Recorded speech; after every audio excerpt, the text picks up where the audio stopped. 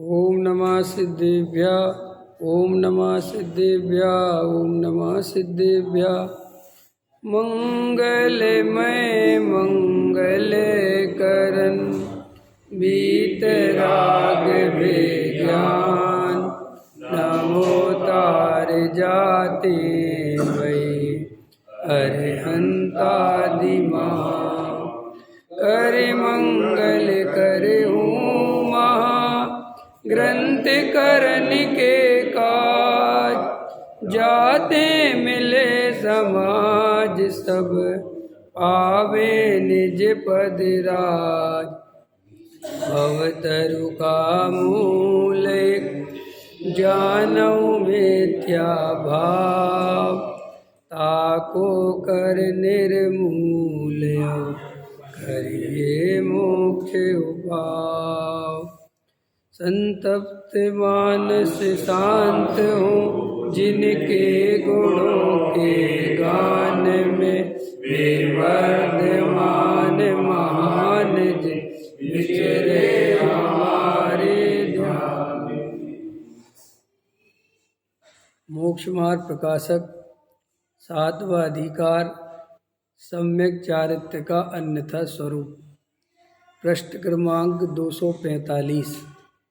सबसे नीचे के पैराग्राफ पर अपन चर्चा कर रहे हैं। द्रव्यलिंगी मुनि की चर्चा जनागम में बहुत आती है और द्रव्यलिंगी मुनि के आधार से ही आचार्य भगवंतों ने ये समझाने की कोशिश करी है कि आत्मज्ञान के बिना, सम्यक दर्शन के बिना जीव चाहे कितने विरसशील संयम आदि का पालन करता रहे, कितनी ही कसाई की मंदता हो, कितना ही शुभ भाव करता रहे, उसे धर्म प्रकट नहीं हो सकता, उसे मोक्ष की प्राप्ति नहीं हो सकती।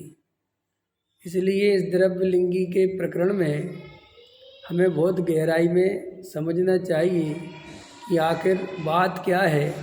द्रव्यलिंगी मुनि को आत्मज्ञान क्यों नहीं होता। देखो भाई, हम सब जब अपनी बात आती है तो हमेशा अपन निमित्त पर दोष देते हैं।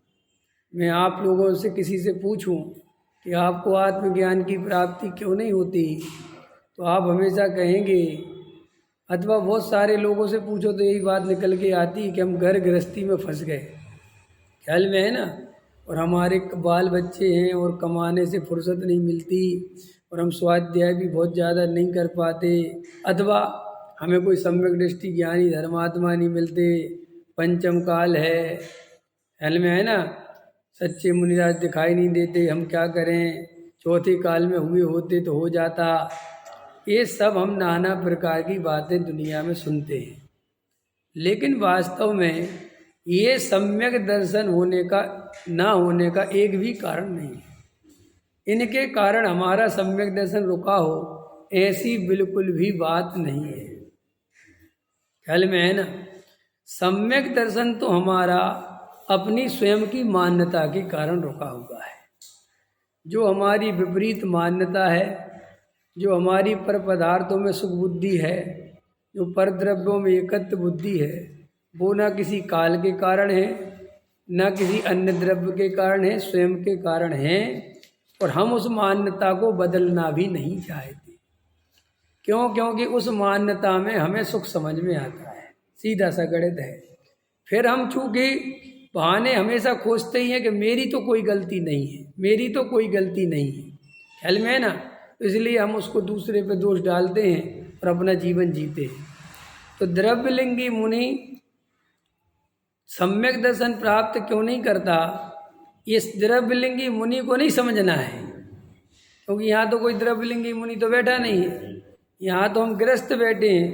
तो हमको ये समझना है कि द्रव्यलिंगी मुनि इतना उग्र तप करता है, घर गृहस्थी छोड़ता है, फिर उसे सम्यक दर्शन प्राप्त नहीं होता, तो वो क्या कारण है।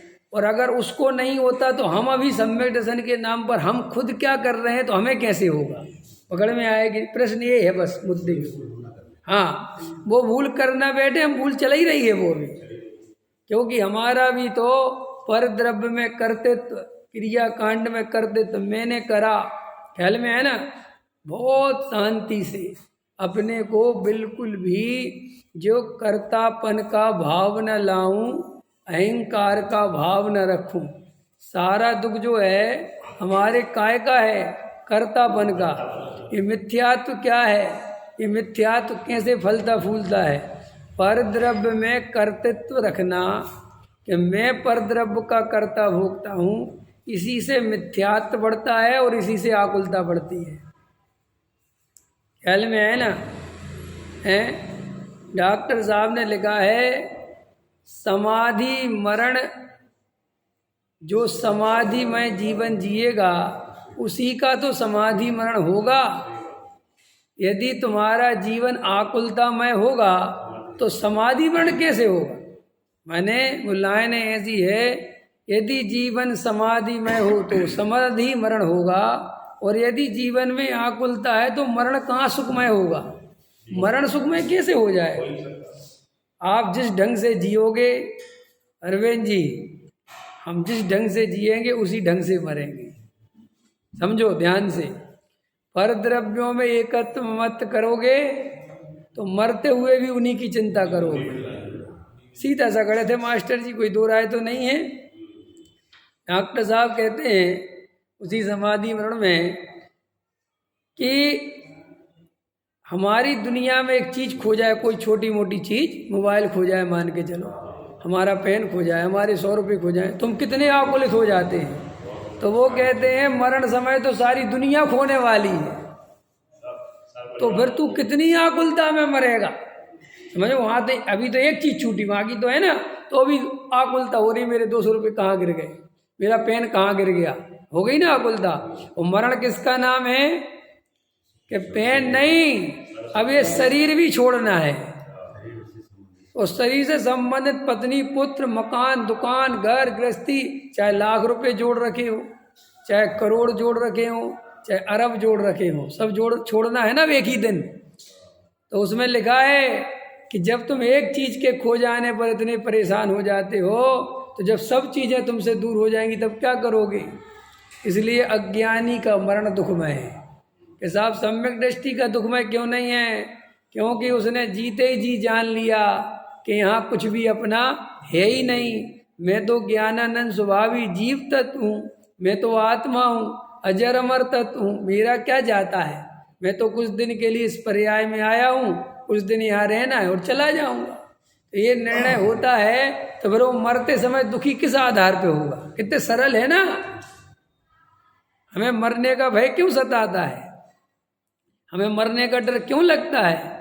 इसीलिए तो लगता है कि हमने अपने को शरीर संयोग रूप माना है, और शरीर संयोग रूप माना है तो ये बात पक्की है कि मौत इनसे छीनेगी, मौत सब छीन लेगी, तो हमें डर लगता है, मरने से डरते हैं। तो देखो क्या कहते हैं कि भाई गहराई से विचार करो, अगर तुम्हें समाधि में मरण समाधि मरण करना है तो समाधि में जीवन जी। और समाधि किसका नाम है? क्या चीज़ है समाधि? पानी छोड़ देना, खाना छोड़ देना, भूखे रह के सो जाना, मर जाना, इसका नाम समाधि नहीं है। समाधि समता भाव है, और समता भाव सम्यक दर्शन के बिना किसी जीव को प्रकट ही नहीं होता। देखो समझो जैन साहब, कसाय की मंदता अलग चीज है और समता भाव अलग चीज है। सारी दुनिया क्या करती है, समता भाव को और कसाय की मंदता को एक समझ लेती है। एक नहीं है, बिल्कुल एक नहीं है। आप देखो, जैसे आपने मेरे पे गुस्सा किया, मान के चलो कोई मेरे अनुकूल काम नहीं किया और मैंने आपको क्रोध नहीं किया, तो आप कहते बड़ा समता भाव है, कह देते कि नहीं? लेकिन ये समता भाव नहीं है, ये तो कसाय की मंदता है। कि क्यों? कि मेरा तीव्र कर्म का उदय नहीं आया, अथवा मेरी क्रोध करने की नेचर ज़्यादा नहीं है, क्रोध करने की प्रकृति नहीं, तो मुझे क्रोध आता नहीं। तो हम क्या करते हैं कि किसी को क्रोध मान माया लोभ कम हो ना, तो हम उसे समता भाव समझ लेते हैं। पकड़ में आ रहा? और प्रवचन सार में समता भाव को चारित्य कहा है, और चारित्य सम्यक दर्शन पूर्वक कहा है। ख्याल में है ना? चारितम खलु धम्मो, ये प्रवचन सार में, कि चारित्र ही धर्म का मूल है। तो फिर बोले वो चारित्र क्या है? बोले वो चारित्र समता भाव है। मोह क्षोभ से रहित वो भाव ही समता भाव। तो वो समता भाव क्या है? ये हमारे को मास्टर जी को क्रोध नहीं आता, मान के चलो उदाहरण के लिए, और मुझे बहुत आता है। तो हम मान के लोग क्या कहेंगे कि विवेक जी के पास समता भाव कम है और मास्टर जी के पास समता भाव ज़्यादा है। लेकिन वास्तव में समता भाव इसे नहीं कहते। समता भाव तो वीतराग भाव का नाम है। सुख में भी वही भाव और दुख में भी वही भाव, इसका नाम समता भाव। ख्याल में आया कि नहीं? क्रोध आया, क्रोध नहीं आया, ये तो प्रकृति जन्य है, कर्म जन्य है, ये तो नेचर वाइज है। किसी किसी की नेचर ऐसी होती है कि क्रोध ज़्यादा आता है, किसी किसी की नेचर ऐसी होती है क्रोध कम आता है। उसमें कोई बड़ी बात नहीं है। बात बड़ी ये है कि तुम्हारी क्रोध में मान्यता क्या है। प्रश्न ये है, क्रोध आया और क्रोध गया, ये छोड़ो, ये बताओ क्रोध किसका मानते हो? मैंने क्रोध किया, इसका नाम भी मिथ्यात्व है पंकज जी, और मैंने क्रोध नहीं किया, इसका नाम भी मिथ्यात्व है। मैं बड़ा मंद कसाई हूं, मुझे गुस्सा नहीं आता, इसका नाम भी मिथ्यात्व है। तू अपने को किस रूप मानता है? अरे मैं तो क्रोध से भिन्न त्रिकाली ध्रुव भगवान आत्मा हूं, मैं तो जानने देखने वाला तत्व हूं। यही बात तो ख्याल में नहीं आती मिथ्या दृष्टि। ख्याल में आया ना? ये मिथ्या दृष्टि जीव कभी भी कर्तृत्व रहित होना नहीं चाहता, क्योंकि मिथ्या दृष्टि को यही लगता है कि मैं कुछ नहीं कर सकता, मैं कुछ नहीं कर सकता, मैं कुछ नहीं कर सकता। उसको हमेशा क्या करना है? करना है। वृषिल संयम तो करने पड़ेंगे ना, अपने आप थोड़ी हो जाएंगे। उससे कहते नहीं अपने आप हो जाएंगे। उसके अंदर का अहंकार कहता है 3 काल में नहीं होंगे। क्यों नहीं होंगे? अजय एक बात बताओ दिनेश जी, ये मिथ्या दृष्टि की मान्यता ऐसी क्यों है कि नहीं होंगे? उसको अपन समझा रहे, जिनवाणी समझा रही कि अपने आप होंगे, उसको ऐसा क्यों लगता है कि नहीं होंगे? कर्तापन का भाव है ना, कि क्यों है वो पता? उसने जब से जन्म लिया है तब से पर में ही किया है। समझ में आया? तो उसको लगता है कि मैंने पढ़ाई करी तभी तो पास हुआ।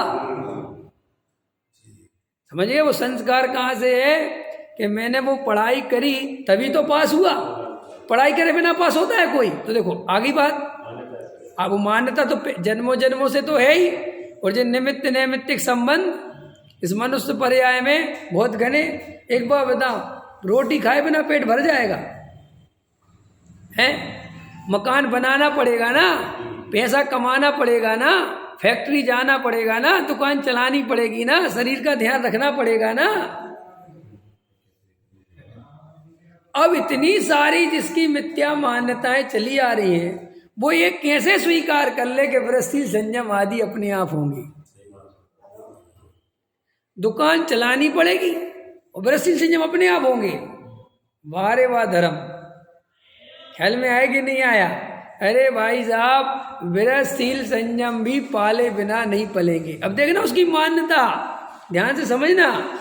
तो वो क्या सोचता है? तो उससे हमने कहा कि अरे तुम्हें विरसशील संयम आदि पालने में तो वो तकलीफ होती है, आकुलता होती है। ख्याल में आया कि नहीं आया? ये धर्म थोड़ी है। वो कहता है क्या बात करते हो, आकुलता किस में नहीं होती? दुकान जाते हैं तो आकुलता नहीं होती क्या? तो वो आकुलता सहते हैं कि नहीं सहते पैसा कमाने के लिए? तो वृषिल संयम आदि में भी आकुलता होगी, इसमें क्या दिक्कत है?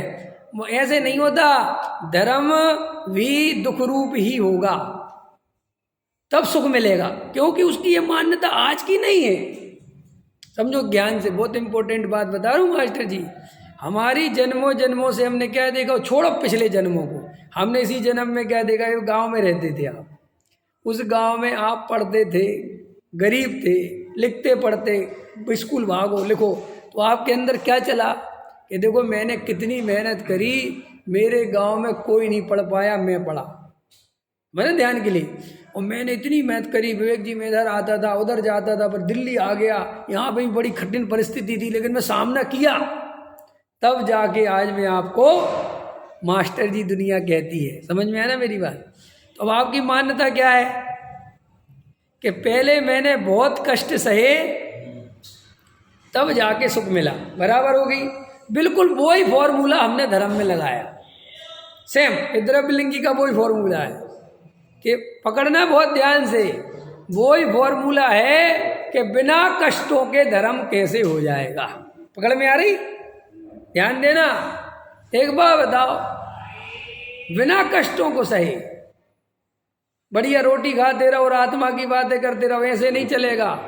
देखो मुनिराज, भरी दोपहरी में चलते हैं, पाँव में छाले पड़ जाते हैं, एक टाइम भोजन करते हैं। ख्याल में आया ना? ऐसे धर्म होता है। ये हमें बहुत लॉजिकल भी लगता है, क्योंकि हमारी खुद की मान्यता भी वही है ना। हम रात रात भर पड़े, पंकज जी, दीपक के उजाले में लाइट नहीं थी, तब जाके हम 12वीं 10वीं पास हुए थे। तो अभी धर्म के नाम पे भी क्या लगेगा कि शास्त्रों को पढ़ो, क्षयोपशम ज्ञान बढ़ाओ, क्रिया पालो। अरे भाई साहब, क्रिया में तकलीफ उपवास करना ही पड़ेगा कि भैया रोटी की अदायगी आने दो, लेकिन उपवास करो। तो हमने क्या किया कि अपने जीवन में जो भी पुरुषार्थ हमने जाना था, वो सारा पुरुषार्थ कष्टमय जाना था। आप पुरुषार्थ को सुखमय मानते हो कि कष्टमय? जल्दी बताओ। प्रश्न है मेरा, आप जो पुरुषार्थ है, पुरुषार्थ उसे कष्टमय मानते हो कि सुखमय मानते हो? कष्टमय। गुड। आपसे जब मैं कहता हूं पंकज जी पुरुषार्थ करना पड़ेगा, तो आप पुरुषार्थ शब्द का अर्थ लगते कि मुझे मेहनत करनी पड़ेगी। अब यहीं से सबसे बड़ी खतरनाक गलती चालू होती है। टोडामल जी साहब कहते पुरुषार्थ से मोक्ष की प्राप्ति। तुम्हारा पुरुषार्थ के नाम पे क्या दिमाग जाता है? कोई मेहनत। और मेहनत हमें सीधी सी बात है, हमें आत्मा जाने देखे वीतराग भाव, इसमें तो कोई मेहनत हमें समझ में आती नहीं। लगती है मैं आपसे कहूं कि मैं शांति से यहाँ बैठा हूं, यहाँ मैं बैठा हूं शांति से और जान देख रहा हूं, तो अब मुझे पुरुषार्थी मानोगे? कहोगे कि विवेक जी बहुत बढ़िया पुरुषार्थ कर रहे हैं, मानो? बोलो, प्रश्न है मेरा, मानोगे? और उतने पे 2 टाइम रोटी और खा लो तो मानोगे पुरुषार्थी? नहीं मानोगे ना। चलो अब आगे चलो। अब मैं आज उपवास रखूं और मंदिर में बैठ के दिन भर शास्त्र पढ़ूं, समझ में आए कि नहीं है? दिन भर पढ़ता रहूं शास्त्र और भरी दोपहरी में भगवान की भक्ति करूं, पंखा नहीं चलाऊं, गर्मी से तरतर हो जाऊं, तो आप क्या मानोगे? क्या मानोगे आप? कि विवेक जी बहुत पुरुषार्थी आदमी धर्म के मामले में। माने हमने पुरुषार्थ को कष्टमय माना है। क्यों माना है? हमारी कोई ऐसी बात नहीं है कि हमें किसी ने सिखाया, क्योंकि हमने जो कुछ दुनिया देखी, जो कुछ दुनिया समझी, वो हमने यही समझी कि पहले कष्ट मिलता है, पहले कष्ट सहने पड़ते हैं, फिर जाके उसका फल मिलता है। इसी थीम के आधार पर इतने साधु संत घूम रहे हैं और वे आत्मा को जानने की बिल्कुल भी चेष्टा नहीं कर रहे। क्यों नहीं कर रहे? क्योंकि उनका सीधा सा गणित है कि हम भरी दोपहरी में चल रहे, नग्न दिगंबर हो गए, ख्याल में आएगी ना, एक टाइम रोटी खा रहे और रात और दिन इतनी साधना कर रहे। साधना कर रहे माने वो कष्ट सह रहे। साधना का सीधा अर्थ क्या है? कष्ट सह रहे। तो मोक्ष किसे मिलेगा?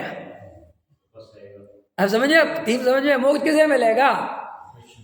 कि मोक्ष स्वाभाविक हमें मिलेगा। कि साहब वो पंडित को उसको क्या मिलेगा? वो तो बातें करता है, करता थोड़ा ही है कुछ अंदर। वो विरोध भी कहाँ से आया? समझ में आएगी कि भाई आत्मा की बातें करने से क्या होता है? आत्मा की बातें तो कोई भी कर ले। डॉक्टर साहब की बातें याद आती हैं। डॉक्टर साहब से किसी ने कहा, आप लोग बातें ही करते हैं, बातों से होता क्या है? तो डॉक्टर साहब ने जो जवाब दिया वो सुना देता हूँ। उनने कहा, दुनिया में जितना भी कुछ हुआ है वो बातों ही से हुआ है, करने से कुछ नहीं हुआ। नहीं समझ में आया? बड़े से बड़े विश्व युद्ध कैसे हुए? बातों से। द्रौपदी ने इतना बोल दिया, अंधों के अंधे, कैसे युद्ध हुआ? बातों से। सारी दुनिया की जड़ में जाओगे तो शुरुआत कैसे हुई? बातों से। और बातों के पहले वो ज्ञान के विचार में, हमने कोई बात कही उसके पहले विचार में, तो सारी जड़ तो यहीं से चलती है। अगर हम वो बातें न, अरे छोड़ो, महाभारत का युद्ध कैसे जीता? बातों से। क्यों? कृष्ण अगर समझाते नहीं गीता अर्जुन को, तो अर्जुन तो युद्ध का मैदान छोड़ के ही जा रहा था। और देखो दुर्योधन और अर्जुन एक साथ पहुंचे श्री कृष्ण के पास, पता होगी सब कहानी। तो श्री कृष्ण के पास पहुंचे तो दुर्योधन बैठा उनके सिर के पास और अर्जुन बैठे चरणों के पास। तो स्वाभाविक है जब आदमी लेटा हो और आँख खुलेगा तो जो चरणों के पास बैठा होगा उस पर नजर पड़ेगी। तो सबसे पहले नजर पड़ी अर्जुन पे, ख्याल में है ना। तो बोले साहब हम दोनों आपसे मदद मांगने आए। तो कृष्ण ने कहा मेरी नजर तो सबसे पहले अर्जुन पे पड़ी है, ख्याल में है, तो इसको पहले मौका दिया जाए। दुर्योधन फिर फैल गया, वो तो फैल जाता था, नहीं नहीं ये कोई बात थोड़ी है, ख्याल में ऐसे नहीं होगा, मैं पहले बोल। तो चलो कृष्ण ने कहा ये हटी है, चल तू ही बोल। बोले साहब अब युद्ध होगा कौरवों और पांडवों का। समझाया मत करो। बोले नहीं होगा, आप छोड़ो ये बात है सब, हमें धर्म भरम की बात नहीं सुननी तुम्हारी, अब युद्ध होगा। बोले ठीक है। बोले आप ये बताओ आप हमारी क्या मदद करोगे, ख्याल में आया कि नहीं आया? तो बोले अब तुझे पहले तू बोल क्या चाहिए। बोले नहीं आप बताओ। बोले सुन, एक तरफ मेरी पूरी सेना रहेगी और एक तरफ मैं रहूँगा निहत्ता, और कोई युद्ध में लड़ूंगा नहीं, ख्याल में है ना। मैंने दो ऑप्शन है, या तो तू मुझे मांग ले निहत्ता, और या मेरी पूरी सेना मांग ले। मौका पहले किसको मिला? दुर्योधन को। दुर्योधन ने कहा, दिमाग लगाया कि निहत्ते आदमी का क्या करूँगा, ख्याल में है कि नहीं, जो लड़ने को राजी नहीं है, अपन तो सेना ले लो। तो कहा सेना, तो सीधी सी बात है, सेना इसने ले ली तो श्री कृष्ण किसके पास? अर्जुन के पास। तो दुर्योधन तो अपना बोल के बोले सेना, और ओके डन, और चला गया। तो श्री कृष्ण ने अर्जुन से कहा कि उसने तो सेना ले ली, अच्छा एक बात बता, अगर तुझे पहले मौका मिलता तो तू क्या मांगता? बोले साहब हमें तो जो अभी मिला है हम तो यही मांगते। ख्याल में आया कि नहीं आया? हमें तो यही मांगना था, अगर पहला भी मौका देते तो हम आपको मांगते। तो ऐसा कहते हैं ज्ञानी जन कि महाभारत का फैसला तो उसी दिन हो गया था जिस दिन दुर्योधन ने श्री कृष्ण को सेना को मांग लिया था और अर्जुन ने कृष्ण को। समय कह रहे मूर्ख, तू भले ही सेना ले जा, सेना है तो इनकी ही और जे आदमी उस तरफ बैठा होगा तो वो तुम्हारा क्या करने वाली है, वो तो वैसे ही हारेगी। ख्याल में आएगी नहीं आया? और देखो जब अर्जुन कहते हैं कि अरे मैं क्या अपने गुरु पे तीर चला दूं, क्या मैं अपने भाइयों पे तीर चला दूं, मेरे बस का तो ये काम नहीं है। तो फिर कहते हैं हे अर्जुन, तू जिन्हें मारने की सोच रहा है वे तो कब के मर गए। गीता का उपदेश है कौन किसको बचा सकता है, कौन किसको मार सकता है, और आत्मा तो अजर अमर है। सो तू इनके मरने और मारने की फिक्र छोड़ और युद्ध के मैदान में कायरों की बात है ना, योद्धा की तरह लड़। तो बहुत समझाते हैं, वो पूरी गीता उसी का आधार है। तो भाई युद्ध हो गया, जीत गए। तो युद्ध कैसे हुआ, कैसे जीते? और तुम कहते बातों से क्या होगा। हम क्या कहते हैं, लोग पूज्य गुरुदेव श्री से कहते थे कि आप इतना समय सार सुनाते हो, इतनी तत्व की चर्चा करते हो, तत्व चर्चा करने से होता क्या है? इस समय सार सुनाने से आगे तो बढ़ता नहीं, कोई तुम्हारे में मुनि तो बनता नहीं। अंतर समझ में आए कि क्या होता है? तो क्या कहते थे गुरुदेव, वो जवाब भी सुनो। पूज्य गुरुदेव कहते थे तुझे आगे बढ़ने की खबर नहीं है कि आगे बढ़ना कहते किसे है, तू क्रिया कांड को आगे बढ़ना समझता है। ख्याल में, तू व्रतशील संयम कोई करे तो तुझे लगता है कि ये आगे बढ़ गया, तू इसे आगे जाना कहता है। लेकिन ये समय सार सुनने वालों के अंदर कर्तृत्व टूट रहा है, मिथ्यात्व टूट रहा है, अंदर मान्यता बदल रही है, सरलता आ रही है, सच्चा धर्म का स्वरूप समझ पा रहे हैं। इसको बदलना तुझे बदलना नहीं लगता। ख्याल में आए कि नहीं आए? अपने ज्ञायक भाव की खबर पड़ रही है, मैं आत्मा हूं, ये भाव जागृत हो रहा है, मैं शरीर नहीं हूं, अरे मैं शरीर की क्रिया करने वाला नहीं हूं, ये मान्यता पक्की हो रही है, मिथ्या मान्यता टूट रही है, तुझे ये बदलना नहीं लगता। क्योंकि मिथ्या दृष्टि जीव को सीधी सी गणित है कि वो कुछ करने वाला ही, क्रिया कांड वाला ही धर्म समझता, क्योंकि उसकी आदत आज की नहीं है, हमारी भी तो वही आदत थी ना। ये तो पूज्य गुरुदेव श्री की कृपा से तत्व ज्ञान मिल गया, तो अभी अपन कम से कम बोल सही रहे हैं, समझ सही रहे हैं। ये अलग बात है कि मान्यता पूरी तरह नहीं बदली हो, वो अलग मैटर है, लेकिन वो भी इसी क्रम से बदलेगी। अगर आप समझदार को छोड़कर, तत्व ज्ञान को छोड़कर क्रिया कांड में जाले जाओ, पूजा पाठ में लग जाओ, तो वो जो मान्यता बदल रही थी वो वापस ज्यों की त्यों हो जाएगी। पकड़ में आ रही कि नहीं आ रही है? जैसे उदाहरण दे दूं ना कि अपन की कोई बीमारी ठीक हो रही थी थोड़ी बहुत, अपन दवाई ले रहे थे, बीमारी, और वो बीमारी जिससे बढ़ती है, अगर वो सेवन कर लोगे तो क्या होगा? क्योंकि चीज बढ़ती बहुत जल्दी है, घटती धीरे धीरे। नहीं समझ पकड़ में आई ना? कोई चीज मिटाने में तो 1 मिनट लगता है, बनाने में बहुत टाइम लगता है। तो हमारी जो मिथ्या मान्यताएं जन्मों जन्मों की, हम बड़े भाग्य से ये तत्व ज्ञान के बल से उनको मिटा रहे हैं, कम कर रहे हैं, छोड़ रहे हैं। और अगर हमारे मन में ये बैठ गया कि बातें करने से क्या होता है, पूजा पाठ ही धर्म है, क्रिया कांड करो, अरे व्रतशील संयम के बिना, तो आप तुरंत उसी मान्यता के शिकार हो जाएंगे जो अभी छूटी भी नहीं थी पूरी तरह। इसलिए सावधान रहो। ख्याल में आया?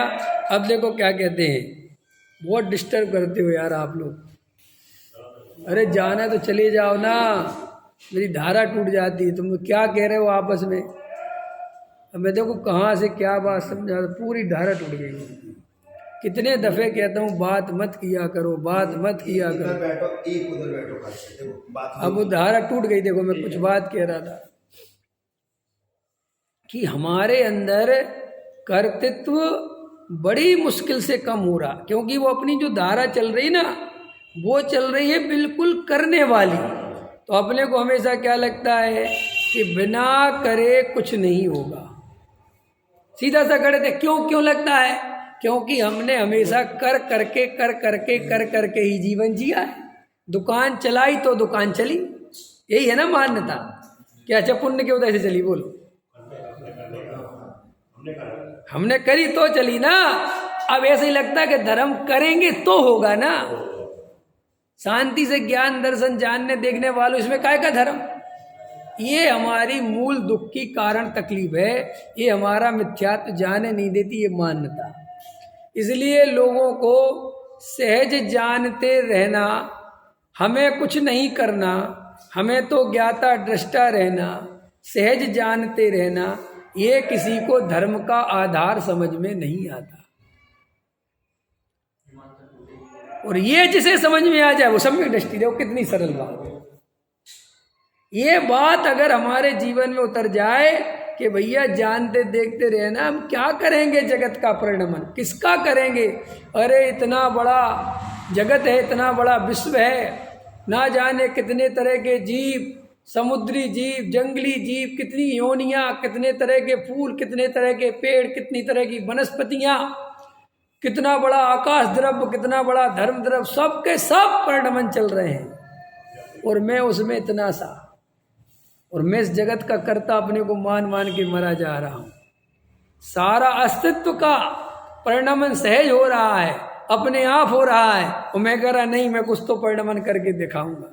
अरे भाई तू भी क्या परिणमन करके दिखाएगा, जब सब कई परिणमन अनादि अनंत अपने स्वभाव से हो रहा है, तो मेरा परिणमन भी अपने आप ही हो रहा है। मैं अपना परिणमन भी बदल दूं, ऐसी मान्यता भी मिथ्यात्व है। जो होता है होने दो, होनी को तुम स्वीकार करो, कर्तापन का भाव न लाओ, सदा सहज ही भाव धरो। तो वो सहज सदा ही भाव क्यों? सहजता क्या चीज है कि भाई अकर्तृत्व होगा तो सहजता होगी, और कर्तृत्व होगा तो सहजता नहीं होगी। कैसे होगी? तो देखो ये द्रव्यलिंगी मुनि की भी गलती ये नहीं है। क्यों? कि बस वस्तु स्वरूप समझा नहीं और मुनि बन गया है। और क्या हो रहा है कि अंदर वही मान्यता है कि जितने ज्यादा कष्ट सहूंगा उतने जल्दी मोक्ष मिलेगा, स्वर्ग मिलेगा नहीं मास्टर जी। स्वर्ग का लालची तो स्वर्ग भी नहीं जाता। ये द्रव्यलिंगी मुनि को विषय भोग नहीं चाहिए, इसे कुछ नहीं चाहिए। इसके अंदर तो ये मान्यता है कि मैंने शरीर को सुख नहीं देना है, दुख दूंगा, कष्ट दूंगा तो मुझे साधना होगी तो मोक्ष मिल जाएगा। भाई इससे इसकी समझे।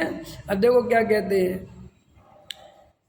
यह पाप के कारण रागादिक को तो हे जानकर छोड़ता है, परंतु पुण्य के कारण प्रशस्त राग को उपादेय मानता है। ठीक है ना? उसकी वृद्धि का उपाय करता है।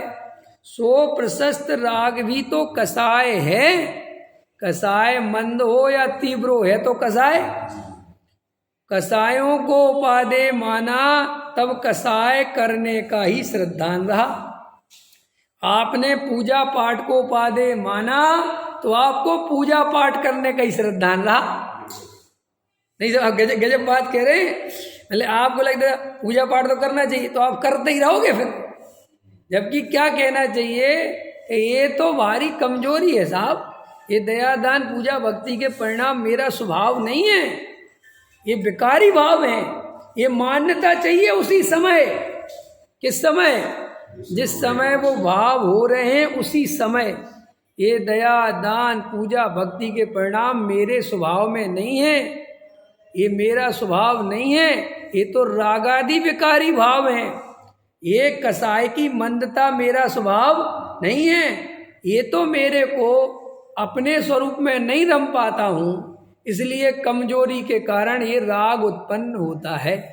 ऐसी मान्यता पूर्वक दया दान पूजा भक्ति के परिणाम हो तो वे सम्यक दृष्टि के परिणाम हैं। और अगर ये मान्यता हो कि दया दान पूजा भक्ति के परिणाम तो करने ही चाहिए, इसके बिना तो मोक्ष मार्ग होता ही नहीं, ऐसी उपादेय बुद्धि हो तो स्वभाव है कि इस मान्यता पूर्वक जिस जीव के भी दया दान पूजा व्रतशील संयम आदि क्या वो मुनि भी बनेगा, वो मिथ्या दृष्टि ही जानना, वे सम्यक दृष्टि नहीं है। पकड़ में इतनी बात समझ में आ गई। अब देखो, आप प्रशस्त पर द्रव्यों से द्वेष करके प्रशस्त पर द्रव्यों से राग करने का अभिप्राय हो गया। अब इसके बदले क्या हो गया मास्टर जी? अपन काय के लिए बैठे हैं? वीतरागता के लिए। और ये वीतरागता की जगह क्या हो गया? राग देश हो गया। फिर वो राग देश का विस्तार कैसे होता है कि तुम्हारी दया दान पूजा भक्ति में उपादेय बुद्धि हो गई। ठीक है, तो स्वाभाविक है जो दया दान पूजा भक्ति नहीं करते उनके प्रति हे बुद्धि हो जाएगी, द्वेष हो जाएगा। तो फिर लोग क्या करते हैं कि ग्रुप बना लेते हैं, जो उनके दया दान पूजा भक्ति करने वाले उनसे राग करते हैं, और जो दया दान पूजा भक्ति करने वाले नहीं हैं उनसे द्वेष करते हैं। देखा होगा? नहीं समझा? कई लोग स्वाध्याय में इसलिए नहीं बैठते कि पंडित जी खुद तो करते नहीं पूजा पाठ, ख्याल में है ना। प्रक्षाल में तो अमाजलों में रोज प्रक्षाल में आने लगूं सुबह सुबह और धोती पहन के प्रवचन करने लगूं तो बहुत लोगों को अच्छा लगने लगेगा। फिर क्या सोचेंगे वो कि देखो पंडित जी भी आखिर लाइन पे आ गए, अब पंडित जी की परिणति बदल गई। समझ गए ना? ऐसे सोचने वाले सोचते हैं, हाँ ऐसे वैसे सोचते हैं, क्योंकि जैसी मान्यता। अब ठीक है, अब लगता है विवेक जी का ठीक, अब विवेक जी को सुन लेते हैं, वो प्रवचन में बैठने लग जाए। समझ में आया कि नहीं आया? और मान के चलो मैं थोड़े और बिना प्रेस करे कपड़े पहनने लग जाऊं, वाल और कटवा लूं, तो जो अभी मेरे से दूर दूर भाग रहे हैं ना, ये मेरे पीछे भागने लगेंगे। बिल्कुल परे साहब, विवेक जी तो गजब हो गया साहब, अरे साहब गजब। जैसे समझ में आया नहीं ना? जैसे क्या था कि बहुत सारे जीव डॉक्टर साहब को धर्मात्मा नहीं मानते थे, उदाहरण के लिए। नहीं साहब वो हमें लगता नहीं उनका जीवन देख, अच्छा ठीक है साहब। और अब जब डॉक्टर साहब का समाधि मरण हो गया ना, और जब उनका देखा कि तो ये तो अच्छे अच्छे त्यागी वृत्तियों को पीछे छोड़ दिया, ख्याल में आया कि नहीं आया? है ना? तो वे ही त्यागी वृत्ति अब तारीफ कर करके मरे आ रहे, अरे यार, और अंदर अंदर पछता भी रहे होंगे कि जे आदमी हमारे बराबर में गुजरता था और हम मुंह फेर के निकल जाते थे, है जे आदमी हमारे बराबर से गुजरता था और हम मुंह फेर लेते। समझ में आया कि नहीं आया? अब तो वो चला ही गया इस पृथ्वी से, लेकिन अब तुम्हें वो कसाए कसले के अंदर चोटी, क्या कहते हैं उसको, कचोटेगा। समझ में आया ना? अंदर लगेगा। अरे अभी भी मैं कहता हूं तुम्हें क्रिया कांड से किसी को धर्मात्मा मत मानो, ये नाप करना छोड़ दो। हमें क्रिया कांड से किसी की नाप नहीं करनी है। आप उसकी मान्यता देखो, उसके तत्व निर्णय देखो, उसका वस्तु स्वरूप का निरूपण देखो, उसकी सहजता देखो, उसकी सरलता देखो। अरे क्या क्रिया कांड से किसी को सम्यक दृष्टि मिथ्या दृष्टि मानते हो? यही आगम कह रहा है कि तू क्रिया कांड से अगर सम्यक दृष्टि मिथ्या दृष्टि मानता है तो फिर द्रव्यलिंगी को मिथ्या दृष्टि क्यों मानता है? फिर तू द्रव्यलिंगी को सम्यक दृष्टि मानना। और सही पूछोगे वो तो हम तो मानते ही, वो तो शास्त्र में लिखा है, तो हम करें क्या? आगम के सामने हम दब जाते हैं, वरना हम तो सम्यक दृष्टि मानते। अब वो पकड़ में आया, मैं राग दे समझा रू मास्टरी। तो वो क्या करता है कि दयादान पूजा भक्ति प्रशस्त राग से क्या करता है? राग। और उन वैसे ही करने वालों से भी राग। दोस्त का दोस्त, जल्दी बोलो, दोस्त का दोस्त दोस्त, और दोस्त का दुश्मन दुश्मन, और दुश्मन का दुश्मन दोस्त। ख्याल में आया कि नहीं आया? है होता है ना कि तुम भी उसी के खिलाफ और हम भी तो दोस्ती बनेंगे, जबकि हमारी तुम्हारी बिल्कुल नहीं बनती। समझ में आया कि नहीं आया? अब सारा विपक्ष इकट्ठा हो रहा है कि क्यों? कि मैं भी बीजेपी के खिलाफ, कि मैं भी बीजेपी के खिलाफ। अब ठीक, अब एक हो जाओ कि तुम तो यार, तुम तो कुत्ता बिल्ली की तरह खुद ही लड़ते थे कि वो बाद में। ख्याल में अभी दुश्मन भारी है। होता है कि नहीं होता है? और अभी मान के चलो, अभी ये हार जाए बीजेपी और एक कांग्रेस जीत जाए, यही फिर लड़ने लग जाएंगे। सारा जगह तो ऐसा ही है कि नहीं है? तो अभी यहाँ पे भी चलता है वही, सब जगह एक सा है ना मिथ्या मान्यता। तो वो क्या करता है? छांट लेता है कि अच्छा ये पूजा पाठ वाले पंडित जी हैं। मैं कई लोगों को देखता हूँ कि हम कहते फला विद्वान को तुम क्यों सुनते हो? समझ ना मेरी बात? या उनके तो प्रजन बैठते हो, उनकी परिणति बहुत बढ़िया है। और वो परिणति का अर्थ क्या निकालता है? वो क्रिया कांड से सुबह 6 बजे वो प्रक्षालय पहुंच जाते हैं। ख्याल में है कि नहीं आए? और मंदिर के आए बिना जाए बिना बिल्कुल जब पूरा प्रक्षाल पूजा पाठ हो जाता है उसके बाद तो पानी पीते हैं। और पानी भी ऐसा वैसा नहीं पीते, वो उसको उन्हीं मान्यताओं के आधार पर चलता है वो। और फिर उस मान्यता के अनुकूल जो विद्वान, जो पंडित जो नहीं मिलता उससे दूर भाग, वो कहता है ये पापी है, तो सब उनसे द्वेष करता है और उनसे राग करता है। ऐसे उस राग और द्वेष का विस्तार बढ़ता चला जाता है। फिर क्या करता है? अपनी मान्यता के जैसे लोगों की खोज करता रहता है। समझ में है? फिर किसी ने बता दिया एक फला पंडित जी हैं, वे तो और गजब का आचरण पालते हैं, वे तो भैया पंखा भी नहीं चलने देते। ख्याल में है ना? और चक्की का आटा खाते हैं हाथ की, अरे भागो भागो उनके पास। अंदर समझ में कह रही, और हो सकता है बराबर में सम्यक दृष्टि बैठा हो और उसको पहचानता नहीं हो, और वो मिथ्या दृष्टि के पीछे, मैंने वो मिथ्या दृष्टि के पीछे, मैंने हो सकता है कि वो मिथ्या दृष्टि हो जिसके पीछे भाग रहे हो तुम। ख्याल में? और बराबर में सम्यक दृष्टि पहचान नहीं। देखो एक किसान था और वो खेती करता था। उसको किसी ने कहा, कह रहे तू मूर्ख है, कहाँ ये गेहूं उगाने में लगा रहता है, चने भने क्या है? दुनिया में ऐसे भी खेत हैं जिसमें से हीरे पैदा होते हैं। क्या पैदा होते हैं? हीरे। उसने कैसे हैं? बोले हाँ। और बेच तू खेत खाद सारे और ले पैसा और जा वो खेतों को खोज और खरीद ले। वो गया भैया, अपने सारे खेत बेच दिया। ख्याल में है कि ना? पैसा इकट्ठा किया और चला गया भैया हीरों की तलाश में। ख्याल में है ना? और हीरों की तलाश में भटकता रहा। तो हीरे को जानता तो था नहीं कि हीरा होता क्या चीज़ है। तो भैया जौहरियों के पास गया, हीरे की पहचान सीख ली। किसी ने कहा इधर निकलेगा, वो खेत खरीद लिया, सब बिक गया, सब कुछ हो गया। वहाँ काहे का हीरा, कुछ नहीं। और गरीब हो गया, बहुत परेशान हो गया, रोटी खाने को नहीं मिली। वो घर लौट के आया। अब लौट के आ गया तो घर लौट के आया तो उसका बेटा एक पत्थर से खेल रहा था। किससे खेल रहा था? और वो पत्थर भी उसने अपने ही खेत से लाके अपने बेटे को दिया था।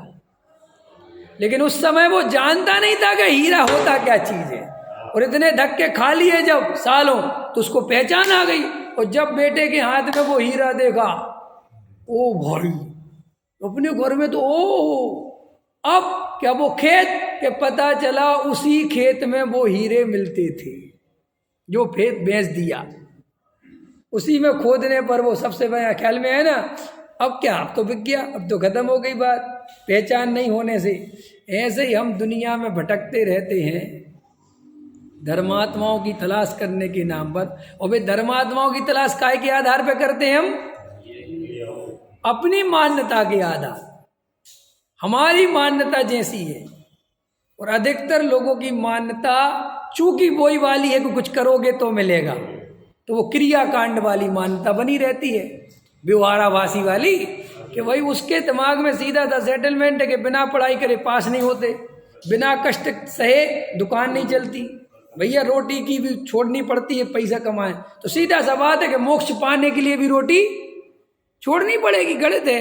लेकिन वो भूल गया, तू जिसे पुरुषार्थ लौकिक पुरुषार्थ समझता है, मोक्ष मार्ग का वो पुरुषार्थ नहीं है। मोक्ष का पुरुषार्थ वो नहीं है कि रोटी छोड़ो, मुनि बन जाओ, कपड़े उतार दो, धूप में तपो, ये पुरुषार्थ है ही नहीं। फिर ये मुनिराज क्यों करते हैं? अरे मुनिराज कुछ नहीं करते, तुम्हें मुनिराज कष्टों में देखते हैं क्योंकि तुम्हारी मान्यता कष्टों की है। अरे मुनिराज तो वो हैं, जैसे समझ लो सीधी, अब तुम्हें समझ में आ जाए, उदाहरण दूसरा दे रहा हूँ।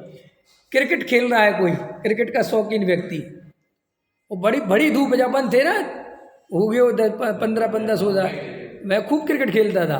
तो मैं भरी दोपहरिया, जब आदमी, मास्टर जी हम ऐसे गांव में रहते थे, गांव में बहुत कोई छाया हुआ नहीं, निखन्नी धूप, ख्याल में है ना।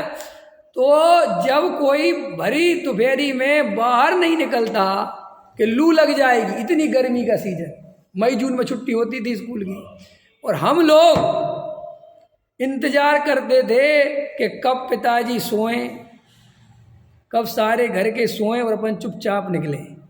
समझ में आया कि नहीं आया? और सब अपने 4-5-6 दोस्त थे जो भी थे, कि सबके माँ बाप सो गए, क्योंकि वो जाने नहीं थे लू लग जाएगी, फलाना हो जाएगा, ढिकाना हो जाएगा, इतनी धूप में बाद में चले जाना। और हम लोगों को तो नींद आती नहीं थी। काहे की नींद? समझ में आया कि नहीं आया? उस अंदर ही चलता रहता था कि बस भागना है। तो दोपहरी में 1:30 बजे 1 बजे हम भागते थे। और क्रिकेट कहाँ खेलते थे वो भी सुनो। हमारे गांव में क्रिकेट खेलने के लिए ढंग का कोई मैदान नहीं था, और पास में एक खेत था, खेत, तो उसमें जाके एक बाड़ा वो बना था, जरा सा छोटी सी खेत है चारों तरफ, और बीच में थोड़ा एक वो बना था, क्या कहना चाहिए उसे, बाड़ा कहते, जो भी तुम्हारी भाषा में समझ लो। बीच में थोड़ा जहाँ वो अपना बैठने उठने के लिए जगह बनाते, चबूतरा नहीं, बाड़ा, बाड़ा, वो बाड़ा समझ गए। तो उसमें थोड़ा कांटे वांटे नहीं होते थे, ख्याल में है ना। लेकिन जो चारों तरफ खेत होते थे उसमें डंठल होते थे, जैसे गेहूं कट जाता था तो गेहूं के डंठल वो खेत में ही खड़े रहते थे, मुझे आज भी ध्यान है। और हम उसमें खेलने जाते थे उस दोपहरी में, और पैर में कांटे लग जाते थे, वो डंठल तक लग जाते थे। तो भी सुनो, डंठल लग गया, खून निकल रहा, कोई नहीं, चलने दो, ख्याल में है कि नहीं है? तो मुझे प्रश्न है, वो कष्ट था कि नहीं? वो कष्ट हो रहा था मुझे कि नहीं हो रहा था? कि भाई साहब आज भी वो कष्ट चाहते हैं, चाहते हो ना कि वो बचपन फिर से आ जाए।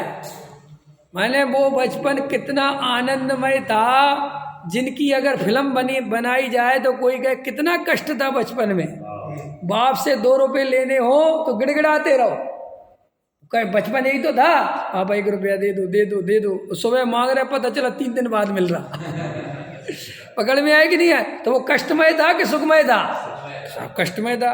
काहे का कष्टमय था? कोई भार नहीं था, निर्भरता थी, कोई टेंशन नहीं, कोई मतलब नहीं।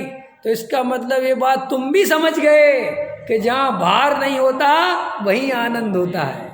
इसलिए तो सब बचपन में जाना चाहते हैं, क्योंकि प्रकृति में बचपन लौट के नहीं आता, लेकिन बचपन से भी ज्यादा आनंद अगर आत्मा को जानो तो आ सकता है। ख्याल में आए कि नहीं? तो वे मुनिराज जो तुम्हें कष्टों में दिखते हैं वे कोई कष्ट में है ही नहीं, क्योंकि तुम उनके अंदर का खेल नहीं जानते। तुम्हें ये नहीं पता कि मुनिराज एक बार भोजन करते हैं, ये तो पता एक बार है भाई, दोबारा भोजन करने का विकल्प इसलिए नहीं आता कि वे इतना आनंद पीते रहते हैं कि दोबारा रोटी खाने का भाव आता ही नहीं। पकड़ में आएगी नहीं? अब तुम मुनिराज को कष्टों में देखते हो, अरे वे भरी दोपहरी में तुम्हें जाते हुए दिख रहे हैं, वे तो आनंद में अंदर झूल रहे हैं, तुम्हें वो दोपहरी दिख रही है। ख्याल में आया? तो जिस दिन तुम्हें ये मुनिराज का स्वरूप समझ में आ जाए कि मुनिराज को कोई कष्ट नहीं है, कोई कष्टों से धर्म नहीं होता, अतीन्द्रिय आनंद की धारा अंदर बहती है और बाहर में संयोगों से वेद ज्ञान के बल पर दूर हो गए हैं, अपने स्वरूप में मस्त हैं, तो बाहर में तुम्हें ऐसा लगता है कि कैसे चलते होंगे, कैसे करते होंगे, ये सब बेकार की बातें हैं। जब हमें आत्मा जितनी मात्रा में मिलता है उतना तो हमारे जीवन में भी पवित्रता आई है ना, आई है कि नहीं बोलो? हम लोगों को देख के लोग कहते हैं ना, तुम लोग आलू के बिना कैसे जीते हो, कहते हैं ना। अच्छा मेरा प्रश्न है, तुम्हें आलू के बिना कोई कष्ट है, कोई तकलीफ है? तुम रात में नहीं खाते और लोग कहते हैं कि तुम रात में नहीं खाते कैसे जीते हो, तुम्हें कोई रात में नहीं खाने की तकलीफ है? उदाहरण बता रहा हूं मैं तुम्हें समझ में आया, क्योंकि अभी तुम्हारी भूमिका इतनी है तो उस भूमिका के हिसाब से बता रहा हूं। हम होटलों पे नहीं खाते तो हमें कोई कष्ट है कि हम होटलों पे नहीं खाते? और लोग कहते हैं आप होटलों पे नहीं खाते, हम नॉन वेज नहीं खाते, हम किसी जीव की हिंसा नहीं करते, हम शराब नहीं पीते, तो एक शराब पीने वाला क्या कहता है कैसे जीते हो? अपन को कई लोग तो कहते तुम तो भगवान ही हो, कहते ना, कई लोग तो कहते आप तो भगवान ही जैसे हो, भगत हो, कहाँ से आ गए कलयुग में? खैर कई लोग कहते कलयुग में कहाँ से आ गए, माने उनको इतनी सी बातें ही अपन को सतयुग दिख रहा, उनको पकड़ में आ रहा कि नहीं आ रहा? तो भैया जब हमें जितना आत्मा मिला, समझ में आया, तत्व मिला, तो हमारे जीवन में इतना सुधार अपने आप है ना, और हमें कोई कष्ट नहीं। तो ऐसे मुनिराज को कोई कष्ट नहीं होता, और जो कष्टों में मुनिराज हो वे मुनिराज नहीं होते। जो श्रावक एक कहे कि भाई साहब सुबह 6 बजे आओ, पता चल जाएगा तकलीफ होती है, तो भैया तुम आया ही मत करो, क्योंकि धर्म तकलीफ का नाम नहीं है, धर्म तो आनंद का नाम है। और अगर ये कर्तृत्व तुम्हारा पूजा करने से बढ़ता है, तुम्हारे अंदर ये मान्यता पुष्ट होती है करने से ही होगी, तो फिर वो पूजा ही नहीं करो कि क्यों? ऐसी मान्यता तो मिथ्यात्व को बढ़ाएगी, छुड़ाएगी थोड़ी। क्लियर हो गई ना बात? तो गहराई से इस बात पे विचार कराते हैं टोडामल जी साहब कि अप्रशस्त परद्रव्यों से द्वेष करके प्रशस्त परद्रव्यों में राग करने का अभिप्राय हुआ, कुछ परद्रव्यों में साम्य भाव का अभिप्राय तो हुआ ही नहीं, मैंने समता भाव तो आए ही नहीं। पकड़ में आ गया? किसी से राग कर लिया, किसी से द्वेष कर लिया। तो हमें ये राग द्वेष छोड़ना है, हमें राग द्वेष के विषय नहीं बदलने हैं, हमें राग द्वेष छोड़ना है। पहले लोग अपने स्त्री पुत्र मकान से राग करते हैं, फिर देव सास गुरु से राग करते हैं। श्री गुरु कहते हैं राग दोनों ही आत्मा के स्वभाव नहीं है, दोनों में ही है बुद्धि चाहिए, चाहे वो स्त्री पुत्र का राग हो और चाहे वो देव सास गुरु का, ये दोनों मेरा स्वभाव नहीं है। निर्णय करो सहजा।